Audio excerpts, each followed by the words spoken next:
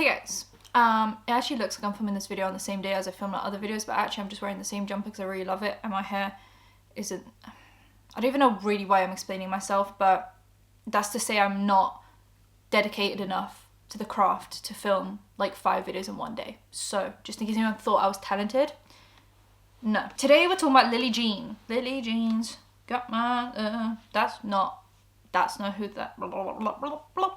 Subscribe with the bell icon for engagement. Let's just get into this chaotic video. I'm clearly in a bit of a mood. So, today we're talking about Lillee Jean. If you guys don't know who Lillee Jean is, I'm glad. I wish I was you. I am not you.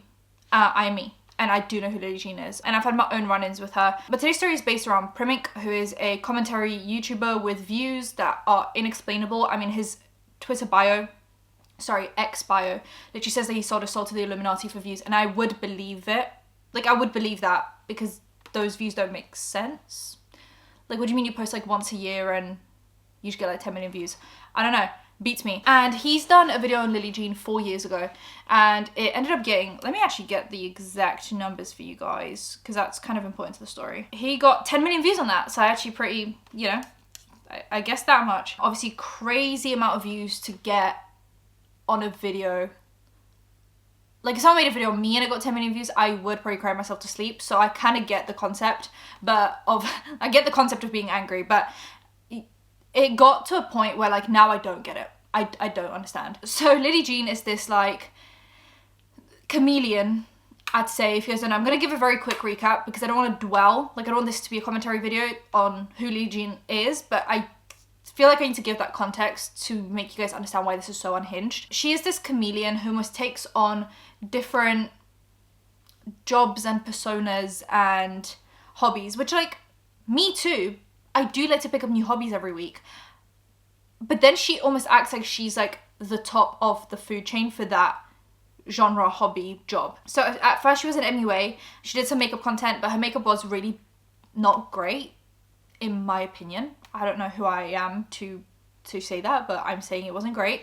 Not to warrant 1 million followers on Instagram. She would get like a bunch of PR. I think some of that was because she had 1 million followers, and some of these social media people that work for different companies are not versed in, at least at the time, were not very well versed in the idea of buying followers and then the engagement not matching up, because I would see so many influencers back then have awful engagement, like have 1 million followers but like 2,000 likes per post, but they would still get a bunch of like affiliate codes and affiliate links for different brands or PR, and maybe they weren't getting a bunch of brand deals because let's say they would do one and it would underperform because of the fake followers, but they would get a lot of just like surface level stuff. And that's what Lillee Jean was doing. She was getting a bunch of just surface level stuff, like getting PR and getting affiliate links for stuff, and that was good enough, I guess, for her. She also allegedly was an artist since childhood, and she was actually a prodigy at art, and this is the art.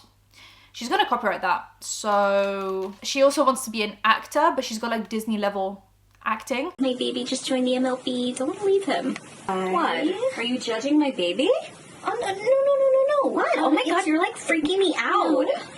It's a cat. I'm your sis. Like, sister. Like, looks like me, sister. We tell each other everything. What? It's a cat. It's a freaking cat. And this was all happening at the time, but she was mainly focusing on the makeup aspect of things because I think that's what was very lucrative at the time. So people are looking deeper into her, like Primink here, because it just didn't make sense. Even if you have no idea about the beauty industry or the beauty community on YouTube or Instagram, it does not make sense for someone to have 1 million followers but you don't know who they are, right? And Primink in this video compares it to like Laura Lee. Everyone knows who Laura Lee is. Even if you don't know about the makeup community, you know who Laura Lee is. She's just like a household name for different reasons, whether it be the crying apology or just because you've heard the name go around. No one has ever heard of Lillee Jean, but she's got 1 million followers. So people started looking into her and just being like, what is this suspicious activity? And it could have just been fake followers. Like, she wouldn't be the only person to buy followers. I've seen it with my own eyes. I've seen people's social blades. Oh my god, don't even get me started. I've looked at people's social blades and they'll be like, losing 200 followers on a Monday, gaining 30,000 on a Tuesday. It is embarrassing. I just still believe in like organic growth. I would be so humiliated if someone looked at my social media and was like, oh, you're buying like, I would just be humiliated. And maybe that's just like a personal flaw. Maybe it's a personal flaw for me that I'm not willing to play that game, but I've seen it a few times with a few faves.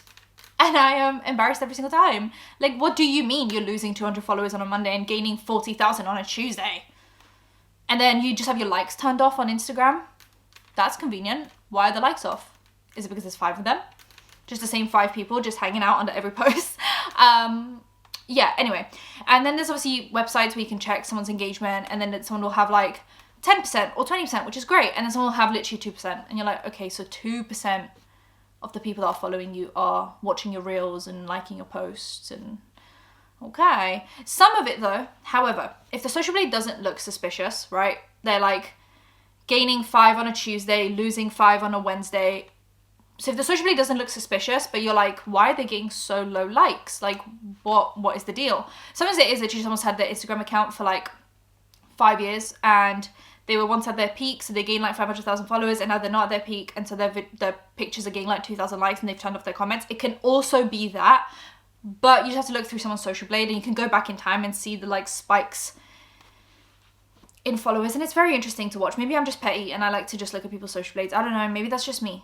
Once again, a personal flaw. She was doing a lot of fake posts as well, which is my theory at the time. It's like, yeah, a few brands might have been sending her PR and the affiliate links and stuff, but I also think there were a lot of fake posts, in my opinion, where she was doing like brand deals and stuff. In my opinion, she was just either getting this PR and then pretending that it was like a sponsored post where she would just put like hashtag ad on it and stuff, but it didn't feel like she was doing an ad that was real, or she would buy the product and then pretend that they were like gifted to her and stuff. So I always felt like there was some kind of a level of lying going on. So there are a few different lies. Like, she pretended that she had a collab with Bite Beauty. Now, if you guys are, well, if you guys are in the know about Bite Beauty, they have shut down since, but the company shut down, but I still think the Bite lipstick lab is still open in New York. Do correct me on that.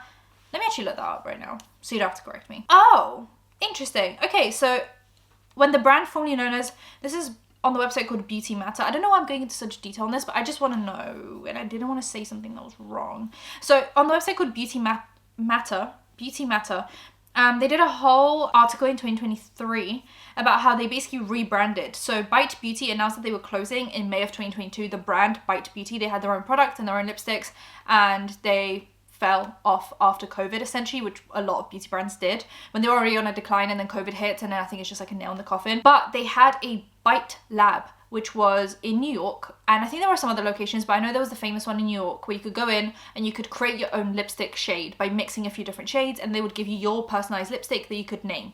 It was just for you, just like a one quantity for you. So you could create a custom lip balm for $35, or a custom lipstick for $65, or $100 for 2 lipsticks. And you could choose the finish of the lipstick, matte, satin, or sheer, as well as the product's flavor, fruity, floral, fresh. And then yeah, you just customize in the store, and then you can even like repurchase it on the website by putting in your custom lip shade. If you see a shade on social media that someone else has created, you can also order that exact shade by entering that shade name of the original creator. So everyone's just able to make basically their own shades, which is so cool. Obviously, the brand shuts down in 2022, so you're thinking, oh, the Bite Lab must also shut down, but it actually hasn't. They've rebranded. So they've now rebranded to Lip Lab, which is same thing, same prices, and you can just create lipsticks now, but just without the Bite marketing. I had to go into that whole spiel because if I didn't, I would have felt not good about that. She went into the Bite Beauty Lab, also known as the Lip Lab now, and she created her own lipstick shade, but she filmed the whole process as if she was working with Bite Beauty to create this lipstick. And then she would announce it on the internet, basically saying like, this is my collab with Bite, and you can also buy this lipstick. But like, anyone can do that for $65. Wow. That is perfect. That is absolutely perfect. And then she also photoshopped herself over Katy Perry's red carpet picture to pretend that she was there. She pretended that she was on the Teen Vogue cover. She pretended that she had like a CoverGirl deal with them, and then she was on the billboard. Billboard attached to the CoverGirl store in Times Square, New York. Congratulations, baby. Mwah. But it was actually a competition that a lot of people won, and then it would just rotate through a bunch of pictures on the billboard of different just people. So you can see she just uses different situations to look a certain way that it isn't. She just had fake accounts that would comment on her content and pretend that she had like fake friends that she would interact with, but they were very like stereotypical, but almost like early 2000s stereotypical. So one would be like a stereotypical black woman, or a stereotypical trans boy, a stereotypical Muslim girl, and they would all have traits that would be stereotypical but like racist, stereotypical, very weird to watch that she would create, instead of just very neutral characters, she would create these problematic characters to interact with. So I think the black girl was what she called Shaniqua, and she had like bad grammar and like really crazy posts. So you can imagine like the state of that. That was crazy. And her mum is the one like encouraging all of this and helping with her content. So she would film her at the Bite Lab, and she would film congratulating her for the CoverGirl billboard and stuff like that. So it's like unhinged runs in the family. And so she ended up making a statement debunking nothing but just calling everyone jealous of her. We're all jealous of the buying of the followers, I don't know. Then a girl called Lauren started talking about it, and Lillee and her mum started arguing with her, after which she got her account banned for using fake accounts. But who has been using fake accounts, fake created accounts for engagement? Lillee Jean. So then it's very interesting that she's arguing with this Lauren girl who's exposing her, and then Lauren gets her account banned for allegedly using fake accounts for engagement. But Lillee Jean's been using fake accounts this whole time. So just a little theory. And then one person that was supporting Lillee, they had this like live stream where she was telling her sob story about how people hate her, and then there was this like guy that like supported her and basically thought the sun shined out of her bumhole, and he actually used to dox people. So he actually doxed Creepshow Art, and obviously now Creepshow Art, that whole saga. Anyway, but he did end up doxing someone. He failed at it, but he attempted to dox someone, which the intent is what matters, not the end result. So that predicts the future now. Okay, so then I had some issues with Lillee Jean. I posted my original video on Lillee Jean at the time, just talking about who she is, what she's doing. It was a video called This Influencer Faked Her Whole Career. And at the time it got 150,000 views. It was 2 years ago. Then I posted another video. Is this the end of Angelika Oles? A lawsuit. She essentially sent me a, like, I think it was a claim. Now I can't remember. I think it was a claim, but it was very unsuccessful. Like, YouTube basically immediately shut it down. But the claim, I'm gonna link my video on her claiming me in the description. Yeah, she ended up basically just sending me a massive claim, and I just read one of the comments and someone said the taking away my digital rights part killed me. So I guess, yeah, she was basically saying I was like taking away her digital rights, that like she was gonna sue me, like there was like crazy stuff going on, okay? And YouTube basically replied to her and said like, no, no, this is not how it works around here. It reminds me of the Do We Know Them girlies and how they're being sued by Janet from TikTok, the Braun Law lady, and she just keeps on saying how like they're taking away her rights and like this is, you know what I mean, like the whole thing. And it just reminds me of that, except theirs is actually now a lawsuit, and my one, YouTube shut down immediately, and then Lillee Jean didn't end up suing me, whereas YouTube shut down Janet, and then Janet was like, I'm gonna sue you guys.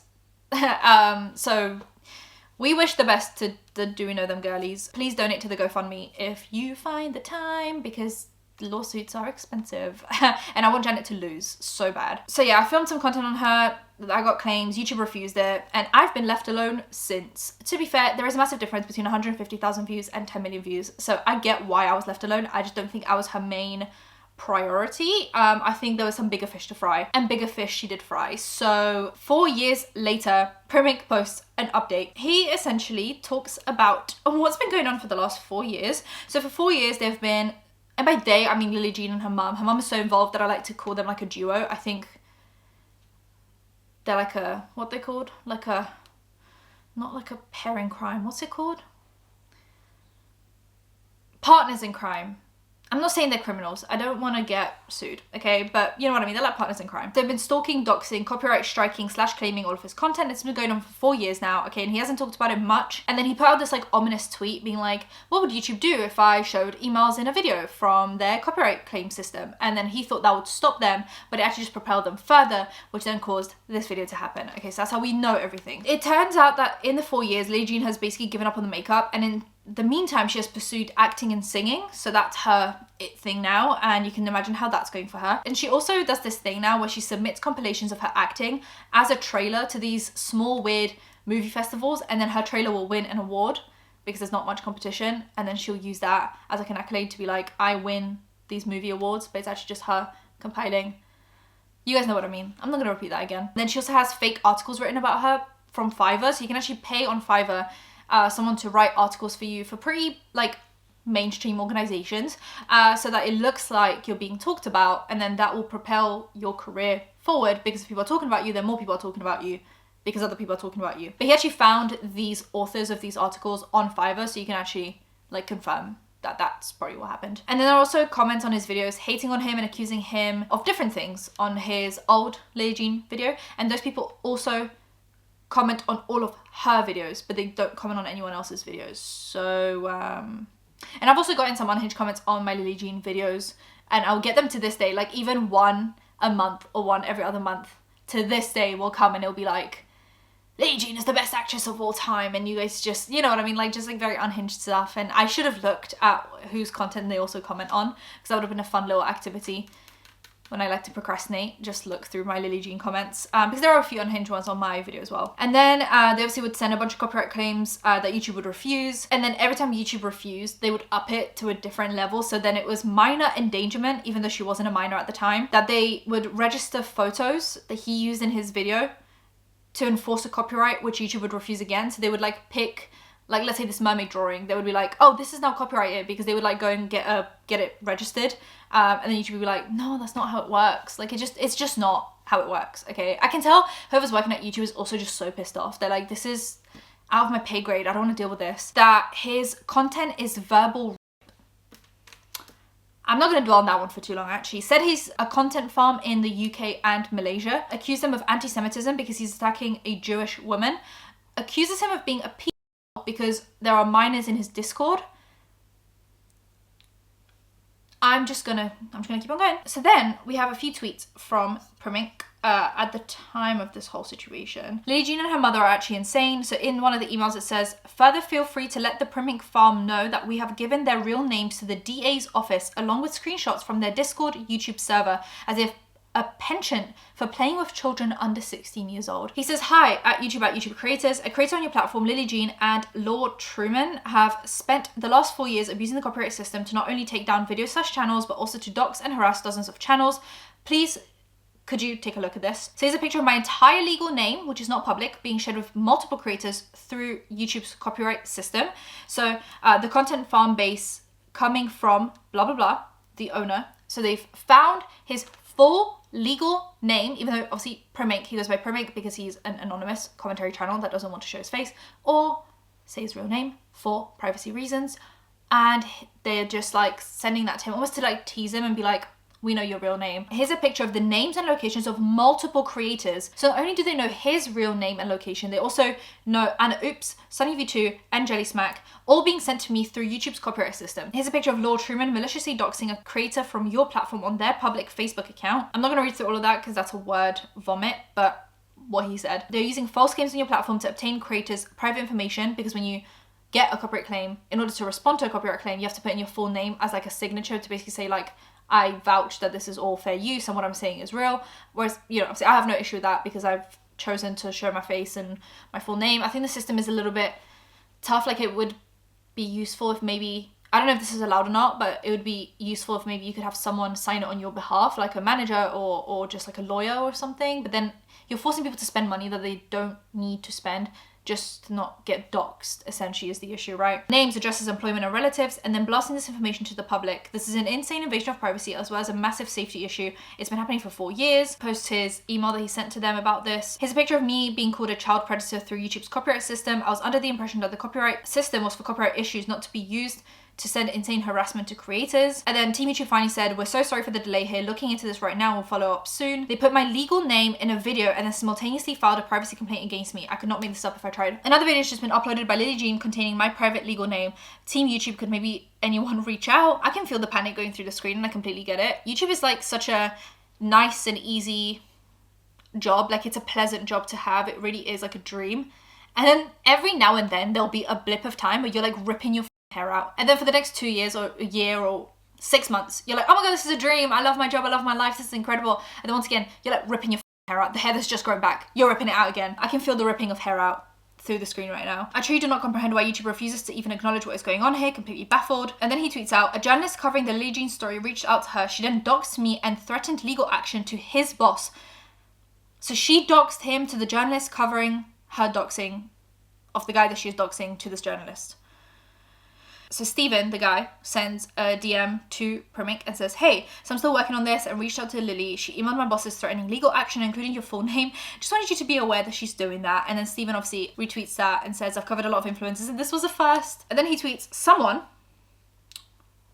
You can all guess who. Mysteriously added my full name and location to my Wikitubia page. A day later, Lillee Jean's page was permanently deleted by Wikitubia staff. What a shame. She could have just lived in delusion land in peace, but she wants to go after everyone. Crazy. They sent a DMCA over a link to a YouTube video. So his account on X has been locked because they received a DMCA takedown, so Digital Millennium Copyright Act. Notice for content posted to your X accounts, that's him linking to a video. And that's what got a DMCA, which X obviously agreed with her. Thought, oh, we should have kept it as Twitter, you know? There was actually less issues when it was called Twitter than when it has been X. She filed a privacy complaint against him on his content while also saying his private legal name in a video. YouTube support team reached out to him and said, "Hi Primink, this is to notify you that we have received a privacy complaint from an individual regarding your content," while they're also not responding to him being like, "Hey guys, I'm actively being doxxed right now." So then Steven tweets out, "Lillee Jean and her mother Laura have sent half a dozen emails over the past week to my bosses threatening legal action if you publish this story. In her latest attempt to kill the piece, she emailed the private name of our publisher, which he never shared and isn't public." And then he finally posts the article about it, which Primink has reposted. And then Steven tweeted out saying that in a turn of events that isn't the least bit surprising but still shocking, our Lillee Jean story has been removed from Google search because of a DMCA copyright strike. So if you could share the article and give it some love, that would really help. And then he received a copyright strike on Discord for posting a link to his video on his Discord server. And it's obviously the Lillee Jean video. Finally, 20 hours ago, we have an update on Lillee Jean that has now been pinned on his account. And it says, 2 weeks ago, I got in contact with YouTube and their internal investigation team concerning the copyright claims made by Lillee Jean and Lord Truman. They spent this time reviewing every single claim that these two have made for signs of abuse. This has led to a reinstatement of numerous videos and the removal of strikes from affected channels. I'm glad like it's not just him, they're just looking at the whole situation now, because I think YouTube has this tendency sometimes to address an issue with one creator, but that issue still persists with other content creators that they haven't resolved. Whereas I think if you're agreeing that this is happening to Primink, then you can also agree automatically that this is happening to all these other people, and I'm glad that that's what they're doing here, from what I understand. Moving forward, the investigation team remains on standby to review any new copyright claims from Lillee or law to prevent further abuse. If anyone encounters what they believe to be wrongful copyright claims in the future, feel free to contact me and I'll escalate it to the team for review. The repercussions taken against Lillee and Law were not disclosed to me because they are a legal issue at this point, but I will say that YouTube v Brady was referenced and he's obviously pleased with this outcome and hopes that other platforms will take the same approach, because obviously this is still not being fixed on Discord and Twitter and Google, so which as in Google searches, but Google owns YouTube, so it's like this article was obviously basically shadow banned, but then YouTube is dealing with her, so I hope that this then extends to this article getting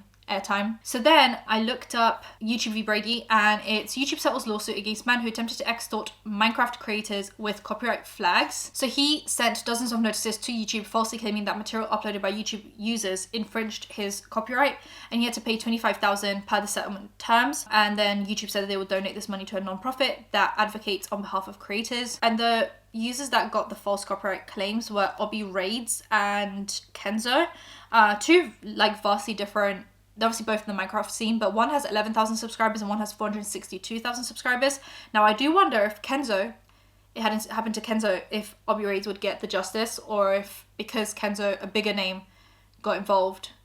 You know how that sometimes happens. I haven't heard of this before, so I'm just wondering. And then Brady, who used at least 15 different identities, targeted them and other creators by filing 2 manual copyright claims against their channels, alleging they had stolen his content. And then those channels then received 1 copyright strike for each claim, but because they have a 3 strike and you're out policy with copyright infringement, a 3rd strike would have been grounds for termination of their channels. And then after the 2nd strike, he would send messages demanding money in exchange for not filing a channel terminating 3rd strike and for cancelling previous strikes. So he said, once we receive our payment, we will cancel both strikes on your channel. If you decide not to pay us, we will file a 3rd strike. We'll give you a very short amount of time to make your decision. His messages read, and he demanded sums ranging from $100 to $300. Like, surely just demand a little bit more money than that. I know, times are tough, but $100 for this. I mean, now he's had to pay $25K, so was that worth it? And so if they're referencing that in this case, it does make sense. But I'm glad this is kind of getting resolved-ish. Like, I'm glad that there's some kind of resolution and that she's facing some kind of consequences for her actions. Let me know what you guys think. Subscribe, hit the bell icon for engagement. I'll see you guys in my next one. Bye guys.